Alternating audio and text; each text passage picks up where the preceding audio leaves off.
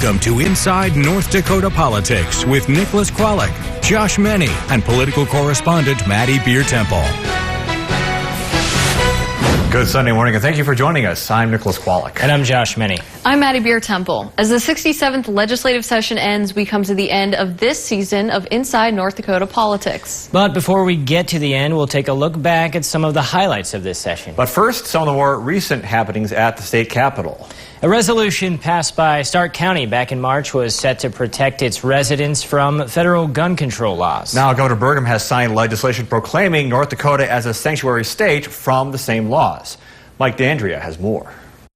A lot of us are very, very protective of our Second Amendment rights, and this is something we feel we need to do to protect ourselves from outside involvement, if you will. Andrew Cordenoy, known as Cord, introduced a resolution passed by Stark County, making it a sanctuary county. As of this week, Governor Burgum expanded that to the entire state by signing House Bill 1383. We had a lot of gun legislation that I know went to his desk and he was signing into law, and this was kind of a pleasant surprise. I did not hear any inklings of this coming beforehand. This is what many Second Amendment advocates have been waiting for. This started with the two counties that went ahead and did it, and it kind of snowballed from there. The two counties that Stark County Sheriff Corey Lee are referencing are Stark and Emmons. Sheriff Lee explains what House Bill 1383 means for North Dakotans. 1383 was the one that essentially said that local law enforcement, sheriff's departments, etc., would not support federal law enforcement in enforcing laws that are more restrictive than ours are right now. Second Amendment activists are looking at this as a huge win, but hoping to pass further legislation. The governor's proclamation here is just stating that we're a Second Amendment sanctuary state. There's not a whole lot of other stuff on that. I believe he left that up to the legislator to make that determination and to add the additional laws and protections that we need.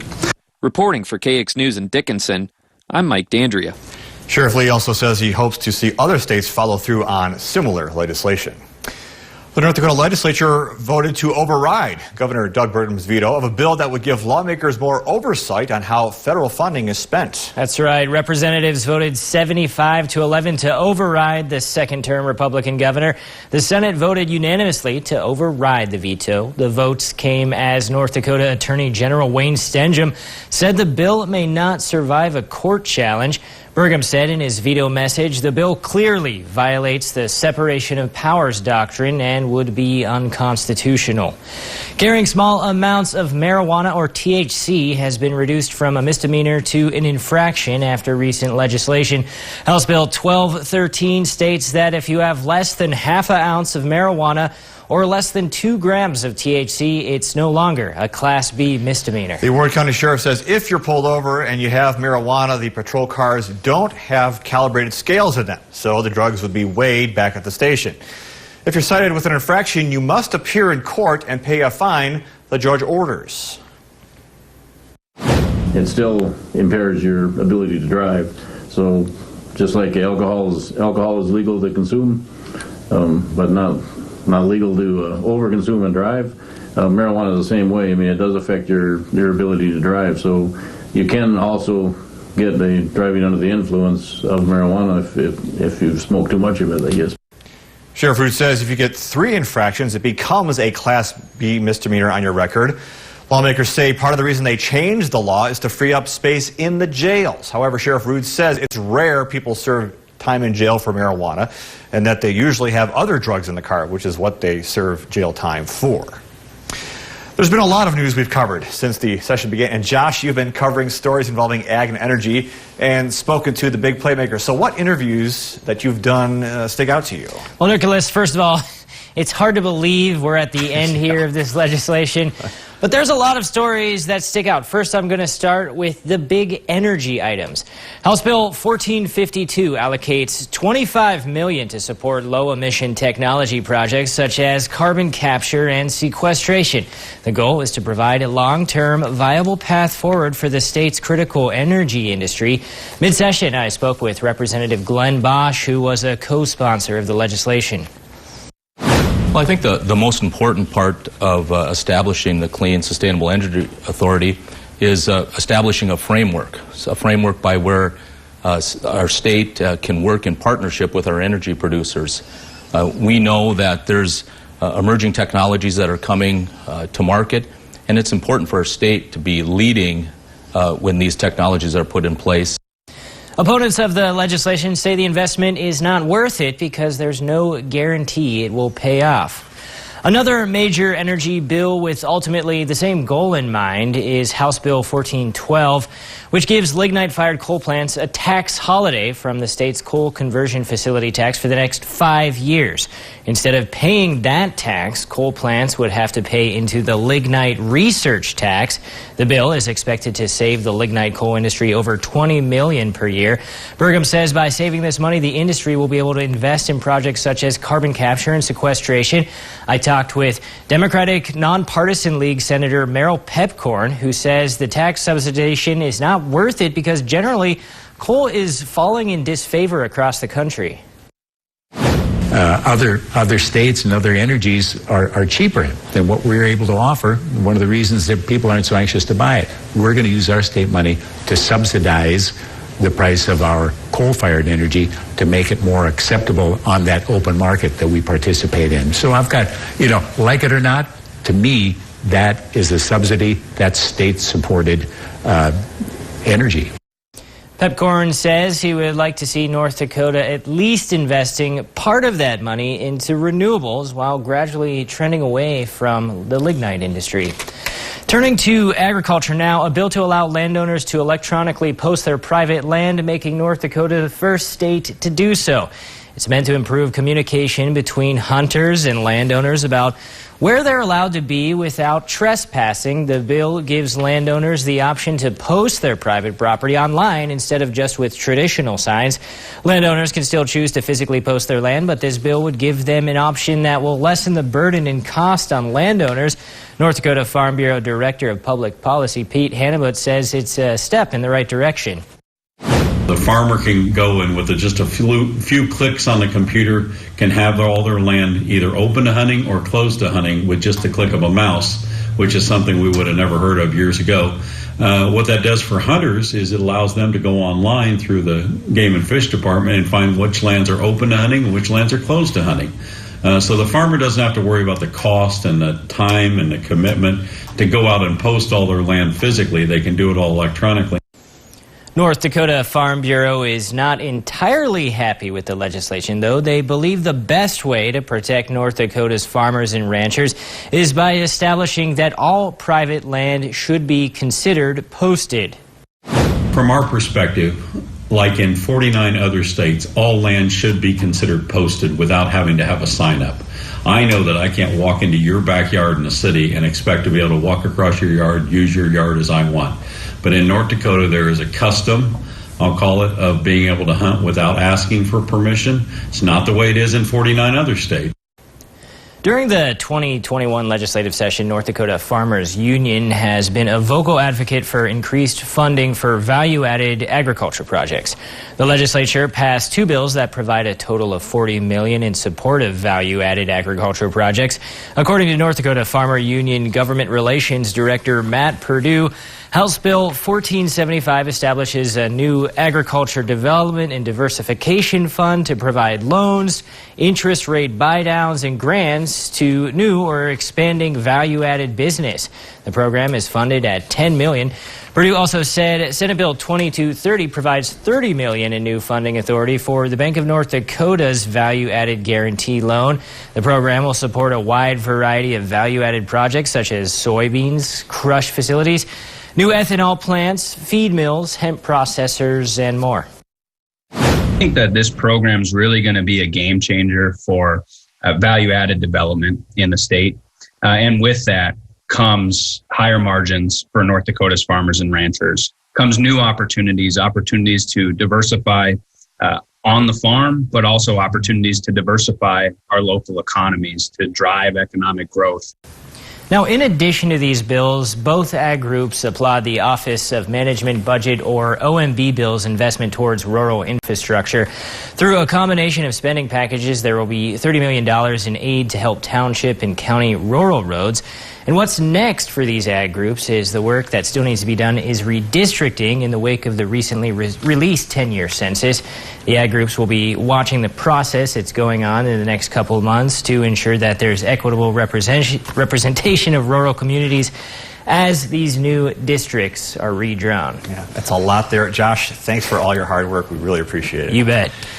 Well, stay with us. Still to come on Inside North Dakota Politics. Our political correspondent, Maddie Biertemple, has also been working hard this session. She'll look back at what she believes are some of the top stories when we return. Join KX News in acknowledging North Dakota's high school seniors. We salute the seniors of Minot High, Delac Burlington, Lewis and Clark Berthold, and Lewis and Clark North Shore Plaza. Best wishes for all your future endeavors. This KX salute to seniors of Minot High, Delac Burlington, Lewis and Clark Berthold, and Lewis and Clark North Shore Plaza is sponsored by Maintenance Plus, Collision Solutions, Montana Dakota Utilities, Shea Ramich Petron with Preferred Partners. Dear road rivals, gotta say, I'm impressed by how hard you've been trying to kick quality up a notch. Maybe one day you too will be named best-selling small SUV in America. A for effort, yours, RAV4. Get $1,250 customer cash on a 2021 RAV4 or lease a new RAV4 for $239 a month, including $500 lease of bench and cash. Find yours at Toyota.com. Toyota, let's go places. I don't think I'm gonna go to law school anymore.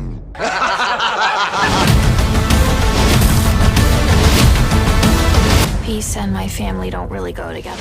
Kung Fu. Wednesdays at 7 on the Dakota CW. Monday morning on Good Day Dakota, we've got a big pattern shift and it brings cooler temperatures and rain. Find out about how much rain you could see. And it was a busy legislative session overall, and Monday morning we will take a look at the wins and shortfalls for ag groups. Be sure to join us on Good Day Dakota. The new KX News app is redesigned with you in mind. It's a new experience that begins on our homepage, featuring local news blocks, weather forecasts, easy push notification subscription, on-demand video, and streaming alerts. Download the KX News app today. If you missed KX Conversation at 6, you missed the discussion on issues that affect us all and the conversation that leads to solutions. KX Conversation, weeknights on KX News. Welcome back to Inside North Dakota Politics on KX.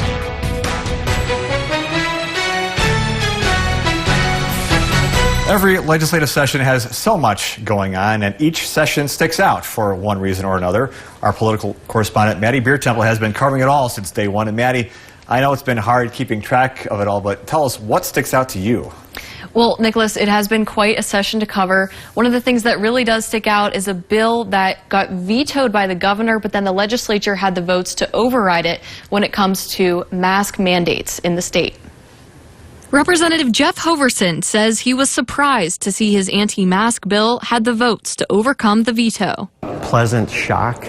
The bill bans statewide elected officials and the state health officer from enacting mask mandates, but allows localities to make their own requirements.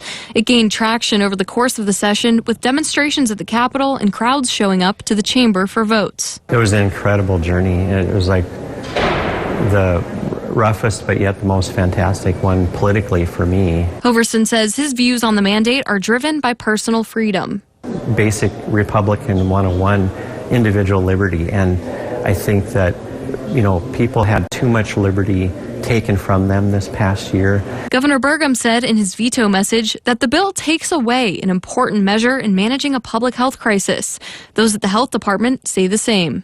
If we do see surges in disease, I think it's going to be important that we have all the tools available to us that we can use, and that includes masking. Though the virus's spread in the state has slowed significantly since last November, cases have crept up the past few weeks and new variants are spreading. The United Kingdom variant, the B117 variant, is about 50% more infectious than the virus that first emerged. And the California variants, the B1427 and the B1429, are about 20% more infectious. Democratic Representative Gretchen Dobrovich voted against the bill, and she says the state isn't out of the clear yet, and taking away the ability for a mandate could be risky. Without that mask mandate in place, it really the message to us is we're out of this, it's over, and we're really not there yet. The bill received a 66-27 vote in the House and 32-15 in the Senate. And as we saw at the end of last week, the governor's COVID state of emergency was lifted. But despite that, North Dakotans are still being encouraged to follow CDC guidelines and also to get vaccinated, which they say is the most effective way to prevent getting COVID. Now, Nicholas, that's just one story that I felt had a lot of impact, but there's a second one, very serious and historic. I'll tell you about it right after this. At the UND Center for Family Medicine, we believe that your family deserves the best medical care. We have family physicians ready to assist you with everything from routine physicals to same-day visits. Our facilities are ready to serve with on-site labs, x-rays, ultrasounds, and even a pharmacy. Our goal is to take care of your whole family. We specialize in maternity and pediatric care to help your family grow. The UND Center for Family Medicine in Minot. Medical care from our family to yours. Country music superstar Gary Allan is coming to Sky Dancer Casino and Resort on July 10th. Hear Gary perform his biggest hits during a special outdoor concert. Doors open at 7 p.m. and concert starts at 9. Admission is just $55, and tickets for the canceled 2020 concert will be honored for this show as well. Don't miss Gary Allan live at Sky Dancer Casino and Resort on July 10th. Tickets on sale now. Cancer didn't stop when COVID-19 started. Life-saving screenings are more important than ever. But due to COVID-19, many women have delayed or canceled their appointments. Don't delay. Breast and cervical cancer screenings are safe and save lives by detecting cancer early. Women's Way can help and may provide a way to pay for your breast or cervical cancer screening. Don't let COVID-19 keep you from making your health a priority. Schedule your screening today. Got concrete that's cracking and settling? Contact ROUGHRIDER MUDJACKING to get that driveway, step, garage floor, patio, curb, and more repaired. MUDJACKING is cheaper and faster than replacing the concrete by helping stabilize and strengthen the existing slab. ROUGHRIDER MUDJACKING has been repairing residential, commercial, and industrial concrete for over 30 years. You can trust us to get the job done. Give us a call today. ROUGHRIDER MUDJACKING in Minot or Bismarck. Back to Inside North Dakota Politics on KX.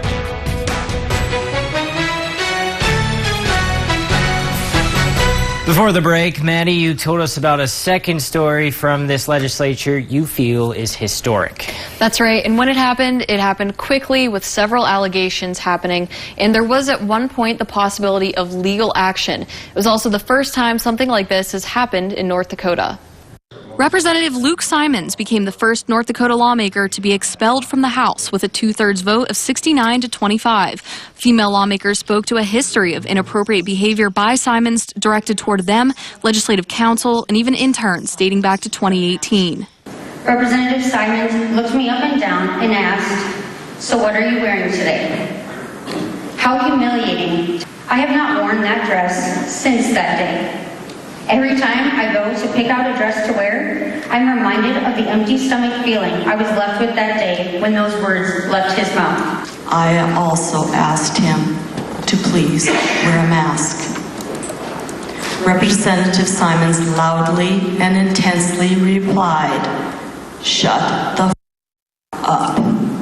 Those allegations first became known when Legislative Counsel released 14 pages of documents of informal reports made against Simons. What has happened this past week is unacceptable behavior of the last 4 years is finally coming to light. Over his time in the office, Representative Simons has shown his continuous disregard for anyone but himself. Leadership has pulled him aside into the office to address his behavior, to no results. But those supporting Simons said he deserved due process, and that wasn't it. I would like us to get back to discussing the rules, because it's been mentioned that we can't just follow the rules we like. We have to follow all the rules. And when we're following the rules, we can't shortcut the rules. And even if we know what the outcome is going to be, or seek to have a certain outcome, Again, we cannot shortcut the rules. The resolution under consideration brought bipartisanly by both majority and minority leaders initially called for expulsion. Over the course of the floor debate, amendments to reduce that punishment to censure or investigation failed. Simons still maintains he did nothing wrong and said conversations were mischaracterized. A member of the House said that the record would show. Unfortunately, you'll never know. You'll never know. You never will know. That's what you're doing right now. So if we're going to call each other liars, and I'm not calling anybody liars, I would ask that maybe we had a hearing. Wouldn't that be awesome? And from there, the district's Republican committee unanimously voted to appoint Dory Houck. She's a rancher and music teacher from Hebron who represented the district for the remainder of the session. Houck's term expires November 30th, 2022, when the seat could have a new representative. We asked Representative Houck if she'd like to speak with us on Inside North Dakota Politics about her new role. She declined. Now, let's take a look at the new laws on the books. North Dakota's 67th legislative session has come to a close. Throughout the session, lawmakers debated, voted, and debated over and over again over hundreds of bills, whittling them down to make them into Century Code, Maddie. That's right, Josh. And in some ways, the 67th legislative session was unlike any other, starting off with a court case over a district seat, pandemic protocols, and as I just mentioned, the expulsion of Luke Simons. During those unique circumstances, though, hundreds of bills became law. Here are some of them. Good people, when they're educated and informed, will make good decisions. The governor and state health officer can no longer enact a mask mandate. That bill passed both chambers and had the votes to overcome the governor's veto. And you might see some better roads and bridges soon. A $680 million bipartisan bonding bill aims to improve infrastructure using legacy fund dollars. Will be one of probably 3 bills that will be coming through the legislature that's going to put legacy money out into the state of North Dakota. Soon, schools will have immunity from lawsuits for posting the 10 Commandments in the classroom. It is a historical document, and I think I certainly would hope that our teachers would be able to teach that as much as they teach Darwinism or other things that we teach in schools. Plus, a slew of gun-related bills passed, one of which makes North Dakota a stand-your-ground state, eliminating the duty to retreat before using deadly force in some circumstances. It's not saying you can shoot anybody you want. It's saying if you find yourself at risk of death or serious bodily harm or a felony involving violence, that you don't have to run away. But lots of bills didn't pass. Do you really think any person would change their gender and subject themselves to abuse just to win a track event? One that came close would have restricted transgender students' participation in public school sports. The governor vetoed it and the legislature almost overrode it, but was 4 votes shy in the Senate. And advocates of legalizing marijuana were also dealt a blow with a bill that made it through the House but was snuffed out in the Senate. The idea is to say that this is a legal substance, but not that this is an unregulated legal substance. And even though the session is over, lawmakers are scheduled to meet in the coming months to address redistricting and to allocate about $1 billion federal dollars. All right, well, as you've seen, there's been a lot happening, but in a moment, we'll go way back to the beginning for perhaps what makes this session stand out among so many in recent history. We got that next. How do you open tough jar lids? Do you try this one? Or this one? Or how about this one? Honey? This is the future. Shouldn't there be a robot for this by now? There is. Introducing RoboTwist, the robotic jar opener that easily twists off even the toughest lids. Just set it down, press the button, and watch it work. First, the RoboStrong vise locks down tight. Then the powerful twisting action unscrews the lid. RoboTwist is yours for the special introductory price of just $19.99. That's right, the robotic jar opener that easily twists off even the toughest lids. All for just $19.99. Whether the jar is big or small, RoboTwist can open them all. Supplies are limited, so don't delay. Here's how to get yours today. Call 1-800-348-0353. That's 1-800-348-0353 or order online at buyrobotwist.com. This is Jeff, the concrete guy with Max Construction. Need a driveway or a new garage floor? Call Max Construction. Need concrete repaired or replaced? Call Max Construction. We provide long-term, quality concrete solutions for a reasonable price. Over 20 years locally owned and operated, Max Construction specializes in garage floors, driveways, sidewalks, and patios. No job is too small. So contact me, Jeff, the concrete guy, for a free estimate and get your project done right. Your day is important, so plan it right by getting your weather here first. Forecast First has accurate forecasting for what's happening now and what's happening next. Into northeastern Montana, that will be bringing some snow with it. And get your weather straight to the point with current conditions, hour by hour, and weather alerts. Another night, another wind chill advisory. We have it in place for our east. Watch Forecast First every night on KX News at 10. Sponsored by Northwest Tire. Northwest Tire keeps you rolling down the road. Welcome back to Inside North Dakota Politics on KX.